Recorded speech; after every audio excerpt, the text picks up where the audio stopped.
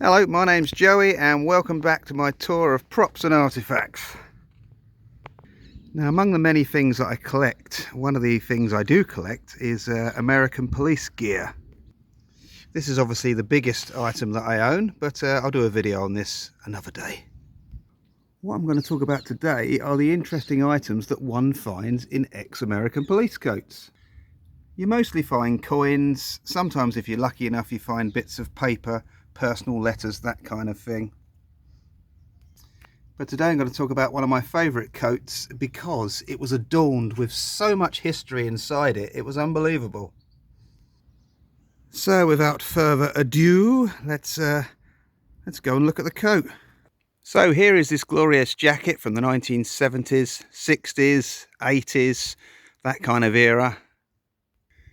It's from the state of New Jersey, denoted by the buttons there, and it's had a hell of a lot of home repairs. See all the rough stitching here.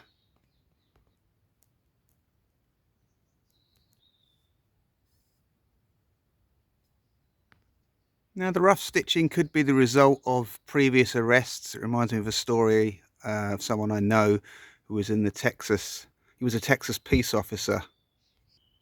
And he always said that he was constantly re-sewing up his patches in uniform because, as he said, people don't want to get arrested. So as previously stated, one of the things I mostly find in American police jackets are American coins. And there's certainly a big bundle here. This is over my years of collecting American police jackets. Yes, there's been lots of coins in each jacket. One of the most poignant things I ever found, it was in an American police raincoat, and opened it up and there was this letter in there. I've laminated it to protect it, and it says, unless you read it already, unless you're a speed reader, "Gal, wear this raincoat and think of your dad when he appropriated it. I was thinking of you." So whether or not the raincoat was, I can imagine, well, Gail is the daughter, she's the granddaughter, maybe her granddad was in the police force, that was his raincoat. Maybe he passed away, you know, obviously it's very sad, and maybe she was given the jacket, the raincoat, as a gift. And you know, remind yourself of your granddad when you wear this. Also on the inside was a little inspection label, which was still inside the pocket, inspected by 5. And then we've got somebody's initials there, BD. So I don't know exactly what county this jacket came from. It was a bit of guesswork. So the buttons are the state of New Jersey. And I did a little bit of research. This was about 10 years ago now. And the county of Monmouth, New Jersey, they had the American badges, the American flag patches there. Now this has been officially sewn on professionally, so that's part of the original uniform. So I had to make a guess that it was Monmouth County because that was the uniforms that were matching up with the American patch over there. So I went for Monmouth County. After I got the blue patch, I later found out they had a brown patch, which would have been a lot better to suit this jacket, but there you go. What can you do? It's too late now. But what I like about this little badge is it's got a little American police car in there, a radio tower, the scales of justice, and it looks like a jail. Yes, a jail. I've never noticed that before. I've never looked at it in that much detail. So I went with Monmouth County, New Jersey. So it's a bit of guesswork. I'm not going to say 100% that's where it's from, but for now, that's where it's from. Right, we're going to get some close-ups of the jacket now. Now these two little badges came with the jacket. They were up there. So I just moved them down there. So we have a little badge here, which is Veterans of Foreign Wars of the United States.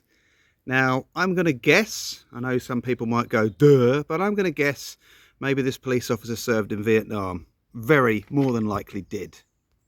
And the other badge that came with this was the American flag with a yellow ribbon tied around it. The yellow ribbon denotes support for absent or missing loved ones.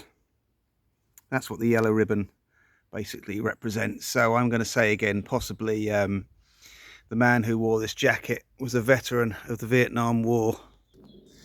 So let's delve into the pockets now. That's the most important bit. So Here we go, pocket number 1. Yeah, I can't believe how much stuff came with this jacket. Usually, as I say, you might get coins, you might get the occasional note if you're lucky. I've had before, I bought an American Fire jacket, and that came with a bag of sweets in the pocket and a DVD. Yeah, a DVD warning me about the Illuminati. I'm not going to say I don't believe in the Illuminati and all that business, but yeah, it was a little bit concerning, that one. So here's my original note. Buttons say it's a New Jersey coat. Monmouth Sheriff would be the best patch. Sheriff Brown. There we go. So yeah, this is a Sheriff Brown jacket. So I went with the Sheriff's Department for Monmouth County. Later found out they did the patches in brown. Bummer. But yeah, you know, what can you do? So one of the first things in this massive pile of items in here is exemptions from jury service. So there's a sheet telling you about the exemptions from jury service. So that was quite interesting itself. Obviously I'm not going to read it all out. Lots of paper clippings. So here we go, there's another one here. Curry shot dead. Cincinnati, Ohio,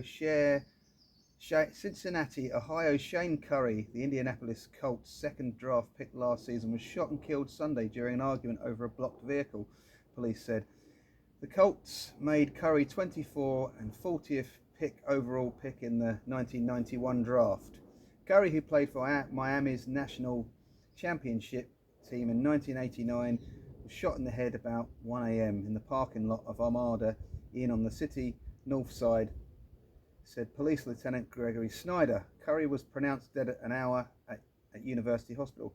Police initially charged a 15-year-old boy with felonious assault. The boy's name wasn't released. So this gives us a date. Obviously we've got 1989 mentioned, 1991. So I get the feeling, because, okay, spoiler alert, there are newspaper cuttings of fishing articles. Now, the rough stitching could have been done when the police officer was in retirement. Maybe he used this jacket for fishing, and of course he's kept it going by sewing it up. So yeah, 1991. So I love the idea that this police officer retired. He took all his patches off. This is the only original one that was there. And every morning before he went fishing, he'd cut out newspaper articles of things he'd find interesting and read them later. That's what I'm getting anyway. Sounds like I'm a psychic, but I'm not. Here we go, dollar signs. It's just something about dollar signs. I think it's a bit of a joke, really. But the most important thing here on the bottom of the newspaper is questions can be sent to Dear Abby, Features Department, P.O. Box, Cherry Hill. So that almost gives us an area of where he was. Now, I should have looked up Cherry Hill to see if it's in New Jersey. Maybe people now watching, if you're interested, know exactly where that is and are correcting me where this coat is from. Here's a political piece of paper now about why are you so tired. And interestingly enough, it mentions all the same things that politicians talk about now to try and rally you up. So nothing has changed. So that's that pocket. Let's try the other pocket. Yeah, so much stuff came with this jacket. Ooh, it's the gift that keeps on giving. There we go. So these are, I love the way this stuff is cut out. Look, if we've got a big article, a big long article, look at that. We've got the whole thing, which of course gives a date again. So this is about fishing. Fish decoys are luring the collectors. And then on the back we have, how priceless is that? We have a car advert. So this kind of puts it in a year as well by that car. I mean, that looks very 1989, mid-80s. Looks like a Cadillac. I think that's a Cadillac. So that's cool. That's fishing again. Brilliant, brilliant. I mean, you know, how else are you going to cut it? Another fishing article, Sunday 10th of December 1989. So yes, 1989, he was clearly retired. 1991 was mentioned in the other newspaper article. So he held on to this stuff for quite a while, didn't he, in his jacket? It's amazing that this belonged to somebody and they never emptied the jacket. What have we got here? Collector's item. Betty lamp has Mayflower roots. Interesting. It's the back stuff which is more interesting. Somerset Towers. Apartments in the area. Cool Mary Lou. Brilliant. Cherry Hill. So Cherry Hill comes up again. Burlington City. So Cherry Hill comes up quite a lot in his newspaper articles. So he's definitely a resident of that area. And here we go, the biggest article, which totally says the man liked fishing. There we are. But on the back, music gifts. The Smithereens. Faster Pussycat.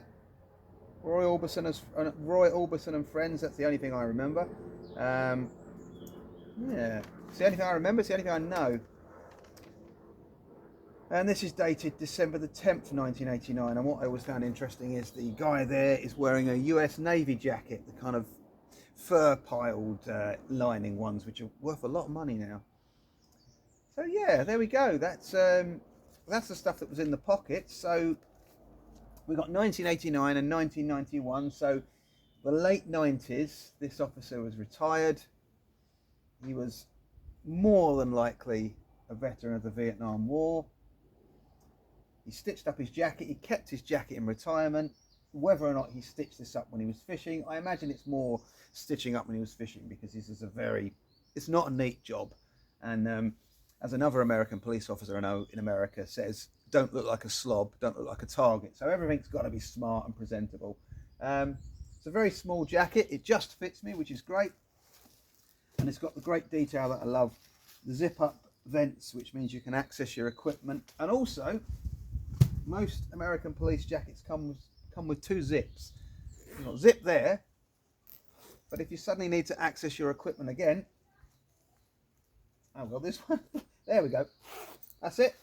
You can access the equipment that way as well. Most American police jackets have that feature. So there we go. Monmouth County, New Jersey. That's what I'm saying. Absolutely love the fact that I can imagine this guy sitting there at his breakfast, cutting out newspaper articles that he found interesting to read when he was going fishing. Anyway, take care, look after yourselves, and I shall see you soon. Incidentally, these videos are totally unprofessional. I try and get them done in one take. I'm usually filming by myself, which is why I'm pausing and unpausing. And the whole idea of these videos is that it's like if you came around my house, I'd show you what I've got. There's nothing special. There's no special editing or anything like that. That's not what this channel was ever going to be about. It's just going to be about showing you my stuff. If you find it interesting, brilliant.